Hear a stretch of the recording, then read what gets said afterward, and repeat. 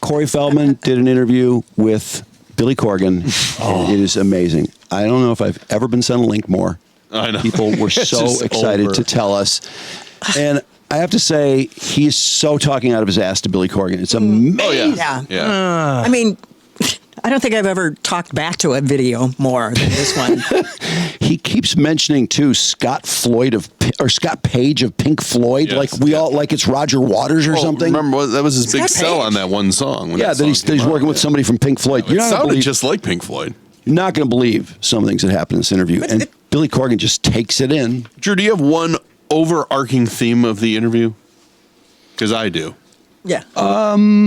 His victimology. Yeah. You got it. Yeah. Everything ding. every roadblock he has hit has been because of somebody else, namely his parents. Hollywood. No, Hollywood. Yeah, Hollywood. Oh, Hollywood is I think first. he said his drug problem started because Hollywood made him take drugs. That's right. The pedophile made him get high so he could whip him off or whatever. Corgan asks him too about this documentary. Where can I see it? And Feldman's like, well, we don't put it out there anymore because it got stolen. I'm like, well, wait a sec. If the work is that important, you would want everyone to see it no matter how they got it. Wait, the guy stole the last copy. The digital copy of it. That's what he claimed.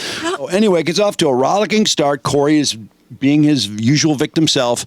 And then he's talked about basically being a child star, and they argue over how many times. Why do people always want to know when they met and talk about that? Because they're uninteresting people. They're trying to get stories out of each other. This is the really weird thing, is that Corey felt that they had met less times than Billy felt they had met. Significantly less. Yeah, I thought that was bizarre. Yeah, but that's because he wasn't counting all the times at the Playboy Mansion. Oh, that's right.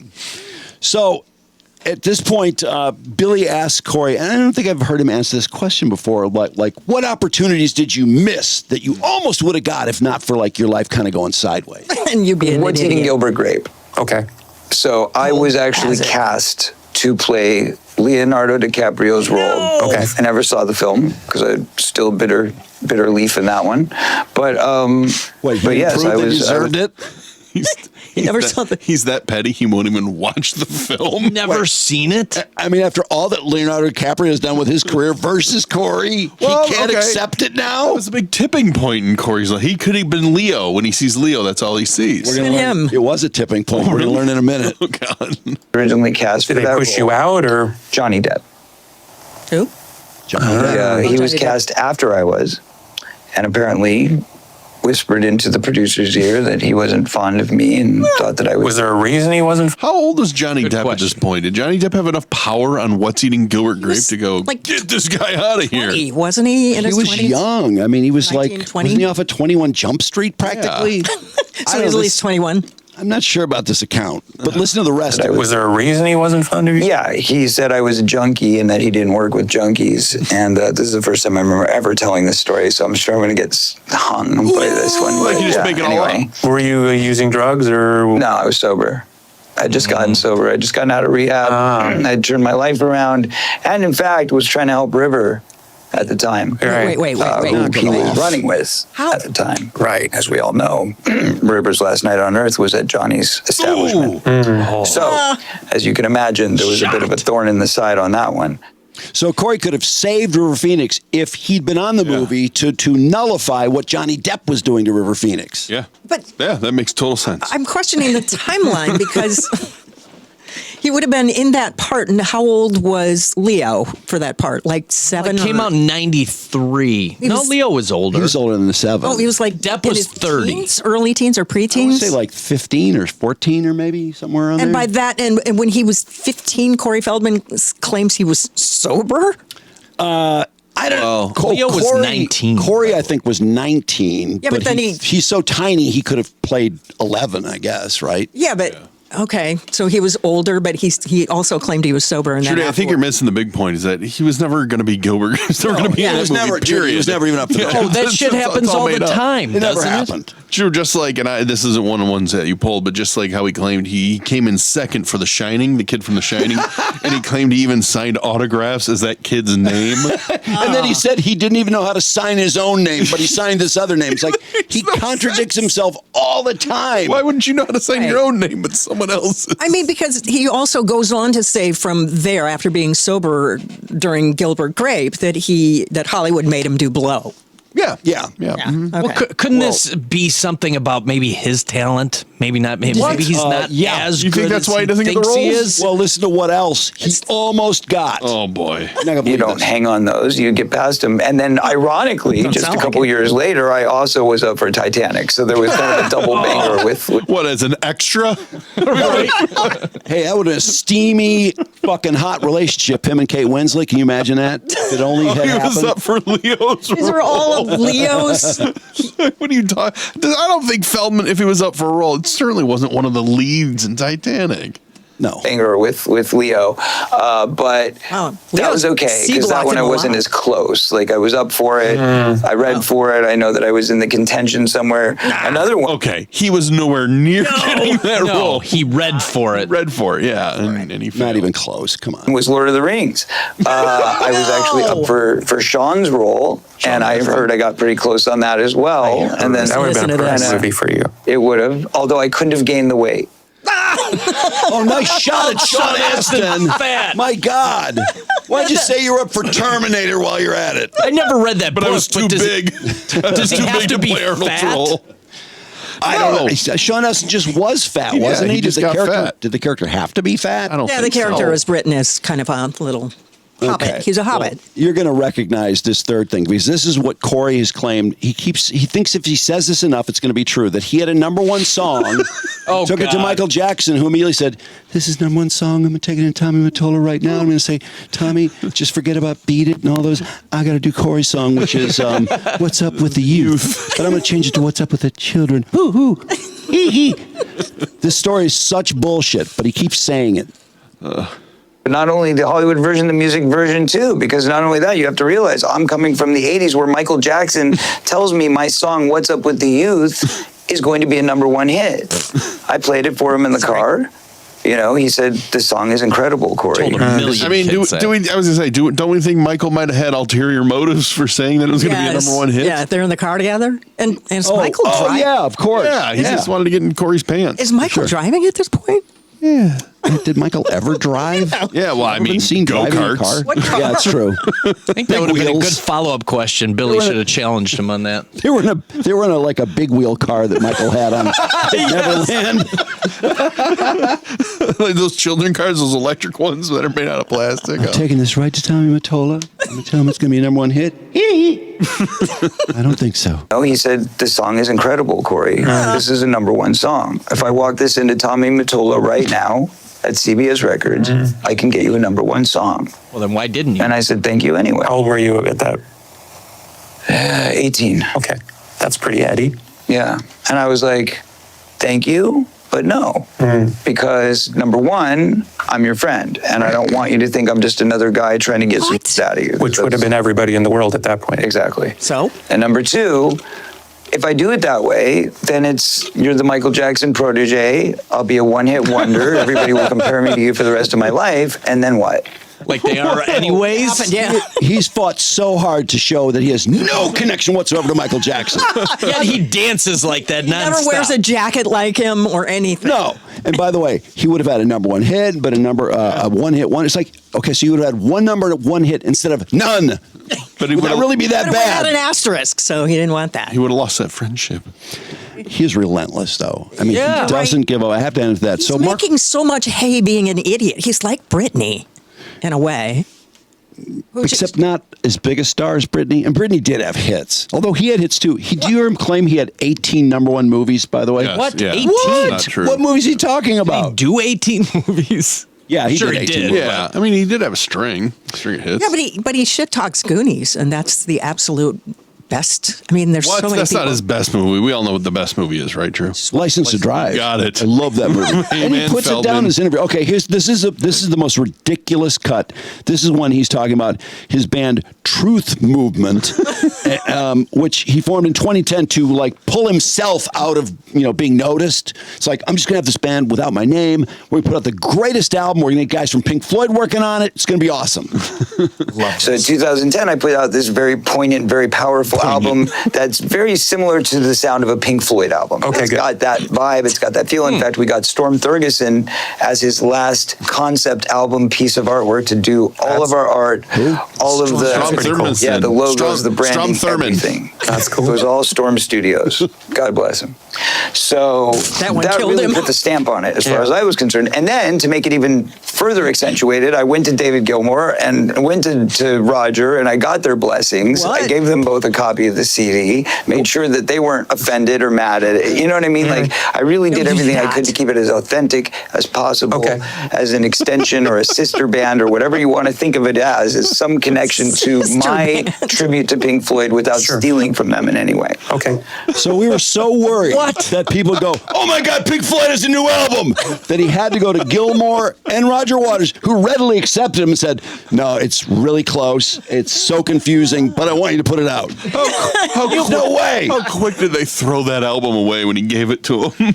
I'm dying to know if he talked to either. He couldn't have talked No, to there's them. no way. And there's no way they remember that interaction. If you were to interview them, they have zero recollection of that. I know. I'd love to talk to one of them and go, so what about that Truth Movement album? Isn't that the closest thing to Floyd you've ever heard? But if they go, that's what we were saying. This thing we were was just amazing. talking about that. That would freak me out. Yeah, it would. Do you get the feeling that Billy Corgan's not buying any of this? Yes. I don't Totally. I don't think he is. No, I Some think of he's the- doing a great job just Not playing laughing. it straight. That look on his face. Letting Corey talk, though. Yes, he does have this tell that where he goes, okay, like wrap this story up so we can get to the next one. There's a separate. I had a separate at birth with Billy Corgan. With who? Jim, can you play the what separate at birth guy?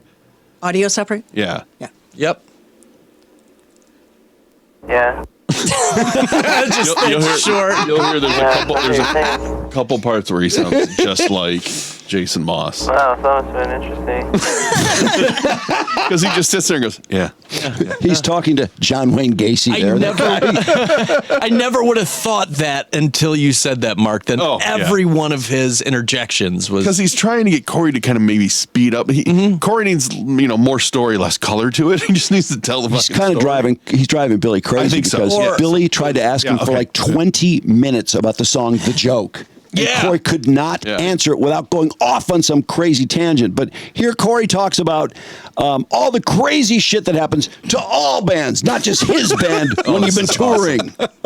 Listen to this. I'm sorry, but you've toured for 30 years. When you've toured for 30 years, how many times has the sound gone out? How many times has the lighting guy missed Oh my the cue? God! If you just took my bad moments, I mean, That's what I'm it's a shop saying. of horrors. Like, how many times have you hit your tooth into the mic? How many times? I mean, it's just that just happens. It's called being a rock and roll guy. It's Yeah. what you do. Yeah. So we deal with see stuff. what you're saying. Stuff goes wrong constantly, Yeah. and we're constantly having meltdowns, and we're constantly acting like everything's okay. No, you don't act like everything's okay. He does not. He chews people out on stage, on microphone. exactly. And Billy, I don't think it happened every night to Billy Corgan. Exactly. Like it happened every because- night to Corey Feldman. Yeah. It happens once every few years. No, they have a hugely embarrassing things happen. Like, remember when he had the video and it took up like 1/10 of the screen in the middle? It was so small. No, that never happens to anyone. Or when he Yeah, has it to is back. restart a song. Yeah, he had his back to the camera, and what was it that wouldn't work for him? He was doing his. his gun, his noisemaker, whatever. Yeah. It was like a train. And then, A and train then he had to megaphone. stop doing that, turn around, and scold whoever's job it was. Oh, right. He had to put his hands on the keyboard player to get her to stop playing. That's right, I mean, yeah. this shit does not happen. He acts like, Billy, you and me, we're one and the same. No, you're not. Yeah. Okay, so they, here they get into because those videos we've played them and put them up on YouTube and they kind of get into that. Did you catch the part where Corey was kind of ragging on? What's the singer of the Darkness? Justin Hawkins. Justin Hawkins. Oh yeah. Or Justin Hawkins used our Watching video. us watch Corey. Yes, now we which know that means Corey saw it. Watched Hawkins watching us watch Corey. Well, Corey could have watched us watching Hawkins, or he could have watched Hawkins watching us watch Corey. That's what I mean. Yeah, that's what he was doing. Fucking yeah. Inception. It's a full circle. That's hilarious. Inception. Okay, so now Billy, this is when I start thinking Billy is onto something here, or he's just sort of toying with him because he asked him about like, what's the magic of your songwriting? Maybe it's not even about me. In most cases, it's me trying to convey some sort of message that's coming from the ether. I don't know if it's God. I don't know if it's life forces beyond us or whatever. But I know that I don't claim responsibility for writing these hit songs. I don't think you probably would either. What? He acts like the fact that he's had hit songs is a fact. Well, if you say it enough, like he has. Drew, walk up to 100 people on the street and ask them to name one fucking Corey Feldman song. What's back, Corey King. Feldman's biggest hit? I don't think you're going to get a lot of Ascension answers. Millennium, obviously. Come back, King. How come he doesn't have Back King. more radio Tilted hits joke. since he's such a huge performer, though? I mean, why isn't he on radio? Because they were they're great. conspiring to keep him down. Oh, He also says that 20,000 people showed up to see him at Riot Fest when he was with Loser Fest. When we know how many people showed up to see him at Loser Fest when we went, there's like 300 people there at 6:30 when he started. Did you catch what he said about that too? Where he's like, the critics are kind of bagging on it, everyone's bagging on it, but these fans, they know it's real. They know it's real. There's people coming. Like he thought that the fans were basically saying, "Fuck you to the critics, this rocks," and we're gonna go see it. It's like that's not why people went to those I don't think shows, so. Corey. He also said people walk out because they're overwhelmed. Well, they are. Rocks them right out of the With house. laughter. that's Yeah, what when I always saw do Tool when I'm- and Metallica, it was just too much for me. I had to You get had out to of there. walk out? Yep, Wow. I did. Didn't Okay, stay. this is a little more lengthy clip. It's Corey. He's basically describing his philosophy with movies and music from age 22, 23, when all of a sudden it was like, it's just about the art, man. From now on, my music or films, whatever I do, if I don't respect it, if I can't eat the character, if I can't own it, if I can't become something completely removed from myself, because they're going to want to keep putting me in that box of being the schlocky jerk guy that I So- was in the Goonies, that I was in License to Drive. They want that character over and over Yeah, and we over. do. Yeah, you know why? Because it worked. It was awesome. It was the best. What are you talking about? I'm not doing it ever again. What? Yeah. Never again. So in terms of, let's call it rating the success of that journey that you've been on since that age, 22, 23, where are you at on that? Oh man, it's been like a roller coaster. Come But on. where are you at on the roller coaster right now? I'm pretty high. You are high. You are high. He's How pretty are high. He's coming off Loserville. I mean, he's never been Yeah. hotter. How low? I'm just trying to think, how much lower can you be than he is now? I mean, But he's high in a way that he's popular for being a dipshit, kind of, right? Sure, it's a roller coaster. He's not at the peak. That's at the very beginning. No, but That'd it's be the pretty 80s. high. But sometimes you go back up, and he's at the top right now. But he's getting a lot of interpreting the attention. top as being the top of something good. Yeah, he's at the top of something where making money off of people it. watch his videos because they're ridiculous. well, I think the best way to wrap it up is I think it's fitting. Corey talking about his son Zen, and listen to Corey compares his life plan to regarding children.